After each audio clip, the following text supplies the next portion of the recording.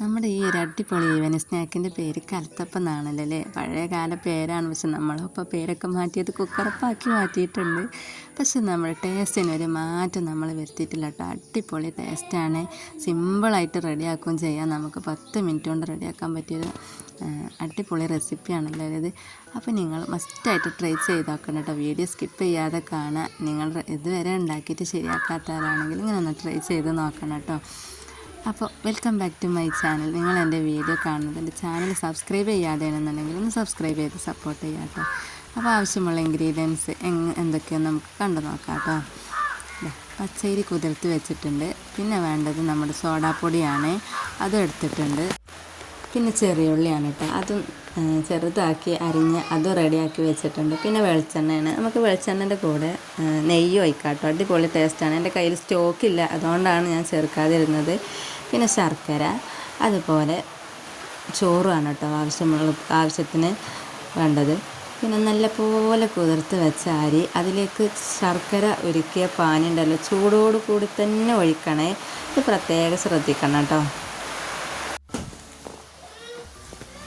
അങ്ങനെ ചൂടോട് കൂടി തന്നെ ഒഴിച്ചിട്ടുണ്ട്. ഇതിലേക്ക് നമുക്ക് ഉപ്പും സോഡാപ്പൊടിയും ചേർത്ത് കൊടുത്ത് നല്ലപോലെ ഒന്ന് മിക്സാക്കി എടുക്കാം കേട്ടോ. പിന്നെ ചെറിയ ജീരകവും ചേർക്കണം. എന്നിട്ട് നമ്മുടെ കുക്കർ ചൂടായി വരുമ്പോൾ അതിലേക്ക് വെളിച്ചെണ്ണ ഒഴിച്ചിട്ട് നമ്മൾ ചെറിയ ഉള്ളി നമുക്കതിലൊന്ന് തോമിച്ചെടുത്തിട്ട് അതിലേക്ക് അതിൽ കുറച്ചെടുത്തിട്ട് നമ്മുടെ മാവിലേക്ക് ഒഴിക്കാം കേട്ടോ. ബാക്കി കുക്കറിൽ തന്നെ അങ്ങനെ വെച്ചിട്ട് അതിലേക്ക് ഡയറക്റ്റായിട്ട് നമ്മുടെ മാവ് ഒഴിച്ച് കൊടുക്കുക. നല്ല അടിപൊളി റെസിപ്പിയാണ് കേട്ടോ. മാത്രമല്ല നമുക്ക് എളുപ്പത്തിൽ ഇത് റെഡിയാക്കി എടുക്കുക. അതാണ് ഇതിൻ്റെ വേറൊരു പ്രത്യേകത കേട്ടോ. അപ്പോൾ നിങ്ങൾ മസ്റ്റായിട്ട് ട്രൈ ചെയ്ത് നോക്കണം. ഇങ്ങനെ മാവ് ഒഴിച്ച ശേഷം നമുക്ക് കുക്കറിൻ്റെ വിസലൊക്കെ ഊരി വെച്ചിട്ട് കുക്കറിൻ്റെ വിസൽ ഊരി വെച്ച് ഒരു 10 മിനിറ്റ് മതി കേട്ടോ നമുക്കിതൊന്ന് റെഡിയാക്കി എടുക്കാൻ. അപ്പം നമ്മുടെ കലത്തപ്പം ഇതുപോലെ അടിപൊളിയായിട്ട് റെഡി ആയിട്ടുണ്ട്. നമുക്കിത് ചായൻ്റെ കൂടെയൊക്കെ കഴിക്കാട്ടോ. കുട്ടികൾക്കൊക്കെ എന്തായാലും ഇഷ്ടപ്പെടും. ഇതുപോലെ നല്ല സോഫ്റ്റായിട്ട് നമുക്കിത് കിട്ടും കേട്ടോ.